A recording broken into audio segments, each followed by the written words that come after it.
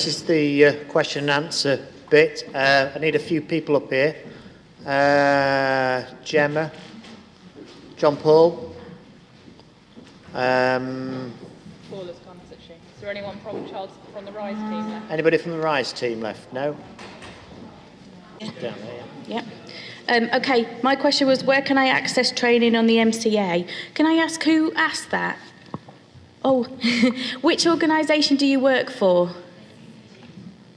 You should be able to get it through your organisation.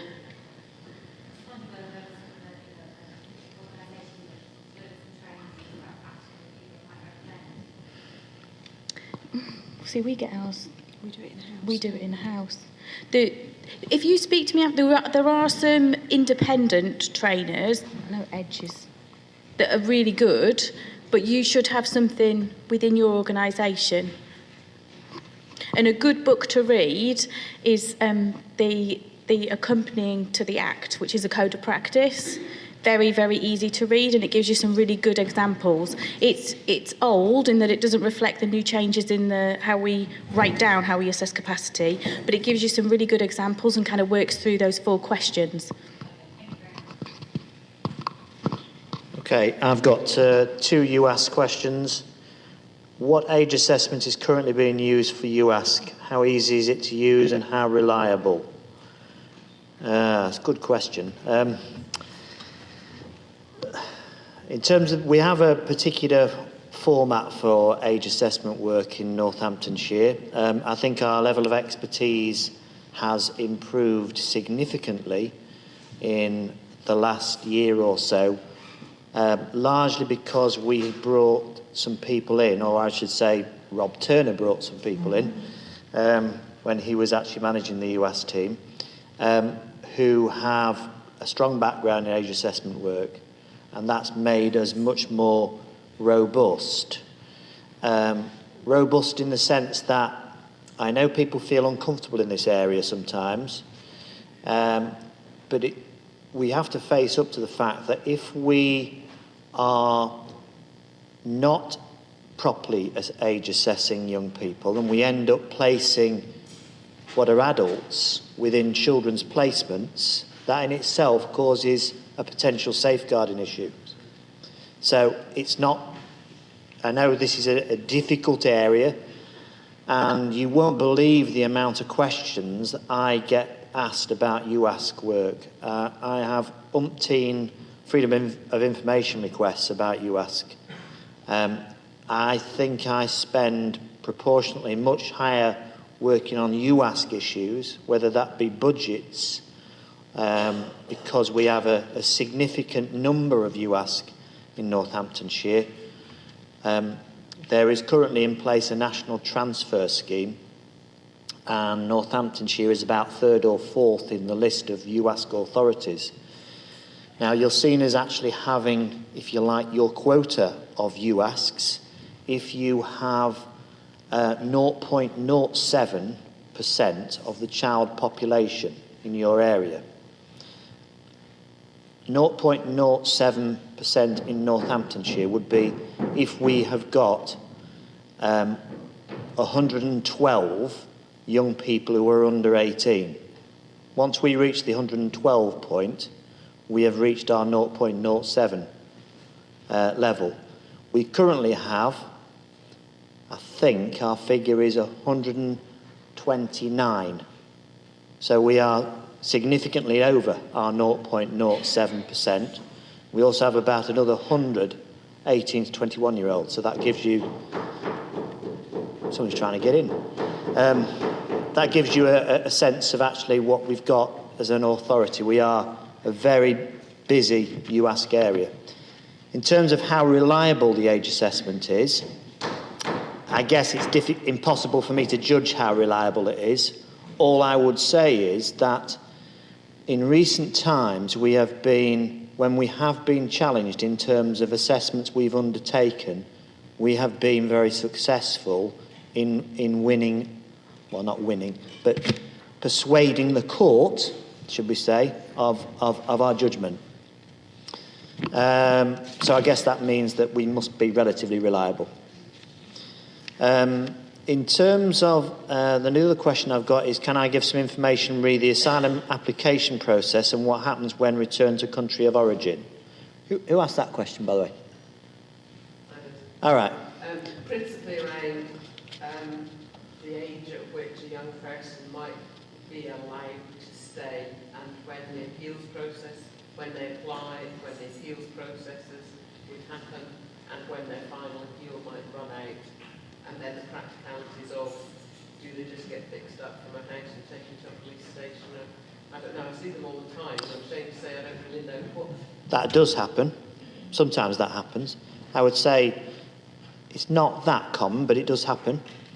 I think that often we're in the situation where we've undertaken an age assessment and we assess that young person as being an adult, then we are handing that person over to the National Asylum Support Service.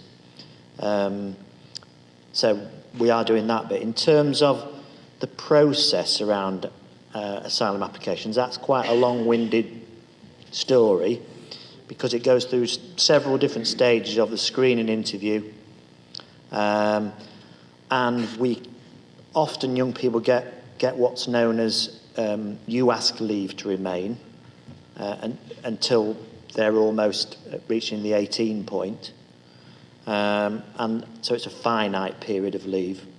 But we have a number of young people in Northamptonshire who are what's termed appeal rights exhausted. They've gone through all the appeals process and they've not got status. And the current changes in the immigration bill, if they come into force, they're not in force yet, but they may come into force in April time, that will leave those young people in potentially a difficult situation. We're not quite sure how that's going to pan out now. So that's a concern, I guess, in that area. There's obviously a kind of public desire to be as tight on immigration processes, and obviously that's got a political profile as well. But in terms of young people who are given that status, there's a lack of clarity on that at the moment.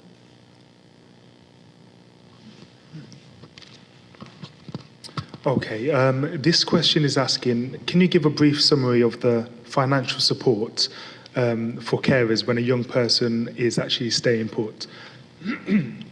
So, again, for those who are probably familiar with, staying put is when young people remain with their former foster carers once they've turned 18. The staying put arrangement can go right up until 21 years of age. The financial support that we currently offer in Northamptonshire is actually pretty good. In essence, we give a basic payment of £150 per week. That's to the foster carer. In addition to that, there is what is referred to as the local housing allowance and or housing benefit, probably more commonly known as. So all carers, all care leavers can claim up to a single rate of occupancy, even if they're in a shared space of accommodation. So that would equate to roughly about £90. So you add the £90 onto the £150 that we give as a local authority, and in essence you're about the £220 mark that the carers, foster carers, will actually get. Not too dissimilar, in fact pretty close to what the in-house foster allowance actually is for foster carers in any way. But the, I suppose, added benefit of that, the staying put amount, is that none of that money that I've just described actually is for the young person, because they're now an adult in their own right and can claim state benefits or employment, etc. So if you was a foster carer getting roughly the same amount, you would have to give clothing allowance, food, utility bills, etc., etc. So actually out of that same amount, a lot of it is depleted towards the care of the young person. When they're staying put, in essence, that's almost disposable income for the foster carer, and the young person actually has their own money. So whoever asked that question, I hope that helps to answer it somewhat. Thanks. Obviously, because I've gone last, there weren't any on the board for me specifically. Has anybody got any questions about mental health or resilience? No? Good. got two questions regarding CSE. So the first one is, what support is available for 18 plus suffering sexual exploitation?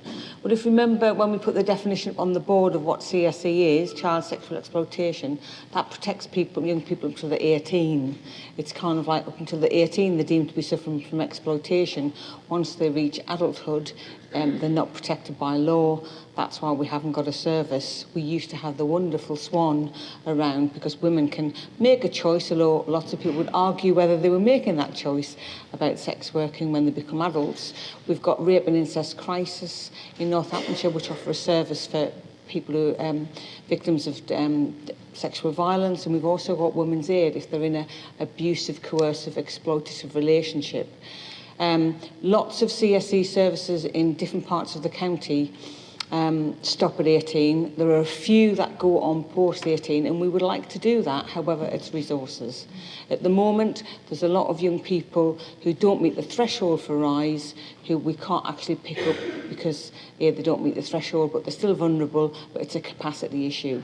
There was going to be a CSE tender out, and obviously that's been put on hold now with all the financial cutbacks that we've got. So unfortunately, they're the only two services that I'm aware of that can help anyone who's over 18. Sorry, Sam.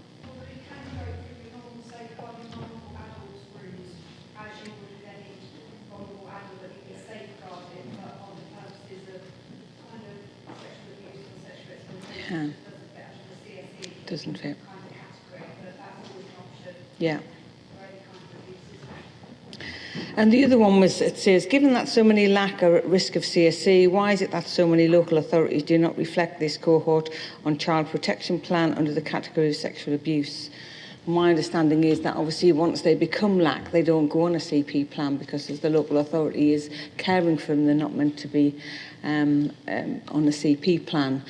Within RISE again, to be open to RISE, you have to be, I think it's level 4 social care, you have to be open to social care, have an active social worker, and the minimum category is a child in need, and most of them are held at child in need. The child protection, some of them are on there for sexual abuse when it's CSE, is that obviously when they're living with parents, but we get an awful lot of parents who are incredibly supportive and pulling their hair out and trying their best to protect their young person. So I hope that kind of answers that question for people. We got any final questions?